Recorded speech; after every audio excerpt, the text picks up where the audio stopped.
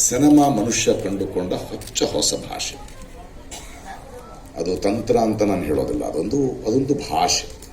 ಅದು ಮೌನ ಭಾಷೆಯಲ್ಲೂ ಸಿನಿಮಾ ಆಗುತ್ತೆ, ಬೇರೆ ಬೇರೆ ಥರದ ಸಿನಿಮಾಗಳಾಗ್ತಾ ಹೋಗುತ್ತೆ, ಬರೀ ಮ್ಯೂಸಿಕಲ್ ಆಗ್ತಾ ಹೋಗುತ್ತೆ. ಬಟ್ ಪ್ರಪಂಚದ ಯಾವ ಸಿನಿಮಾಗಳನ್ನು ನೋಡಿದ್ರು ಅದು ತನ್ನ ಸಮಾಜದ ಮನುಷ್ಯನ ಸಂತೋಷವನ್ನ, ಸಂಭ್ರಮವನ್ನ, ಅವನ ಸಂಸ್ಕೃತಿಯನ್ನ, ಅವನ ನೋವನ್ನ, ಅವನ ಅಳಲನ್ನ, ಅವನ ಪ್ರತಿರೋಧವನ್ನ ದಾಖಲಿಸ್ತಾ ಹೋಗುತ್ತೆ.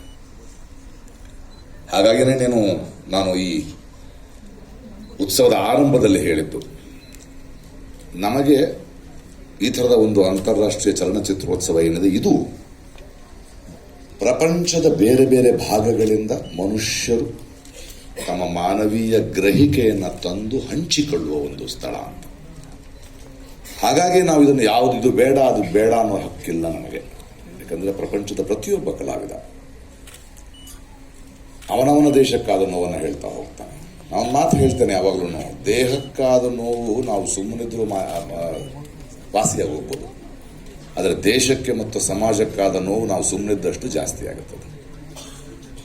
ಹಾಗಾಗಬಾರ್ದು ಅನ್ನೋ ಕಾರಣಕ್ಕೇ ಪ್ರತಿಯೊಬ್ಬ ಕಲಾವಿದರು, ತಂತ್ರಜ್ಞರು, ಬರಹಗಾರರು, ಕವಿಗಳು, ನಟರು ಆಯಾ ಕಾಲಕ್ಕೆ ಅವತ್ತಿನ ಸಮಾಜದ ಆಗೋಣ ದಾಖಲಿಸ್ತಾ ಹೋಗ್ತಾರೆ. ಅದನ್ನು ತಂದು ನಾವೆಲ್ಲರೂ ಕುಳಿತು ನೋಡುವುದು. ಯಾಕಂದರೆ ಮನುಷ್ಯನ ವಿಕಾಸ ಆಗಿದ್ದು ಹೀಗೆ. ನೀವು ಸಿಲ್ಕ್ ರೂಟ್ ತಗೊಳ್ಳಿ, ಪ್ರಯಾಣ ತಗೊಳ್ಳಿ, ಬೇರೆ ಧರ್ಮಗಳಿರುವ ಒಳ್ಳೆಯದನ್ನು ನಾವು ತಗೊಂಡಿದ್ದೇವೆ, ನಮ್ಮಿಂದ ಅವ್ರು ಕಲ್ತಿದ್ದಾರೆ. ಬೇರೆ ಭಾಷೆಗಳಿಂದ, ಬೇರೆ ಉಡುಗೆ ತೊಡುಗಳಿಂದ ಬೇರೆ ತರಕಾರಿಗಳು ಬಂದಿವೆ, ಬೇರೆ ಉಣವುಗಳು ಬಂದಿದೆ.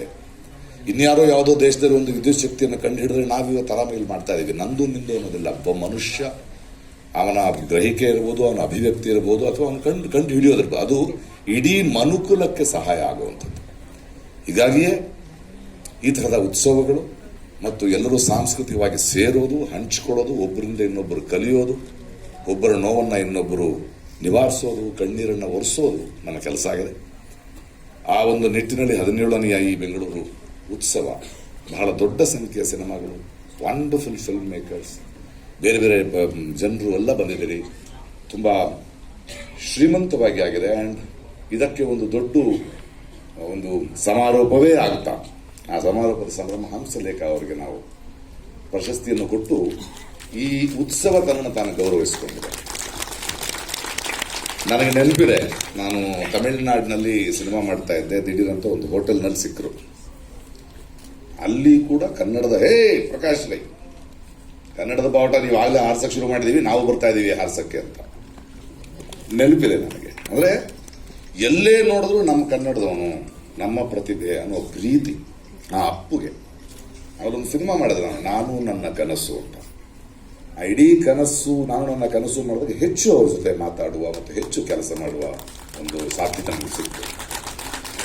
ಅಂದರೆ ಆ ಕತೆ ಕೇಳಿ ಹಾರ್ಮೋನಿಯಂ ತೊಗೊಂಡು ಬಂದು ಆಫೀಸ್ನಲ್ಲಿ ಕೂತ್ಕೊಳ್ತಾ, ಇದಲ್ಲ ಈ ಮೆಟ್ಟು ಅಂತ ತಾವೇ ಅದಕ್ಕೆ ಕವಿತೆ ಬರಿತಾ, ತಾನೇ ಒಬ್ಬ ನಿರ್ದೇಶಕನಾಗಿ, ತಾನೇ ಒಬ್ಬ ಕಥೆಗಾರನಾಗಿ ಬಹಳ ಅದ್ಭುತವಾದ ಅನುಭವ. ನಾನು ಅದನ್ನು ಮರೆಯೋಕ್ಕೆ ಸಾಧ್ಯನೇ ಇಲ್ಲ. ನಿಮ್ಮನ್ನು ಇದರಲ್ಲಿ ಗುರುತಿಸಲು ನಮಗೆಲ್ಲರಿಗೂ ತುಂಬ ಸಂತೋಷ ಇದೆ. ಆ್ಯಂಡ್ ಸರ್ಕಾರಕ್ಕೆ ಮತ್ತು ಇದಕ್ಕೆ ಕಾರಣಕರ್ತರಾದ ಎಲ್ಲ ಅಧಿಕಾರಿಗಳಿಗೆ, ಚಲನಚಿತ್ರ ಅಕಾಡೆಮಿಗೆ ನನ್ನ ಧನ್ಯವಾದಗಳು. ಬಂದ ಪ್ರೇಕ್ಷಕರಿಗೆ ಧನ್ಯವಾದಗಳು. ಹೀಗೆ ಬೆಳೀತಾ ಹೋಗಲಿ, ಬೆರೆಯೋಣ, ಹಂಚಿಕೊಳ್ಳೋಣ, ಇನ್ನೂ ಶ್ರೀಮಂತರಾಗೋಣ. Thank you. ಶಿವಪ್ರಕಾಶ್ ರಾಜ್ ಅವರ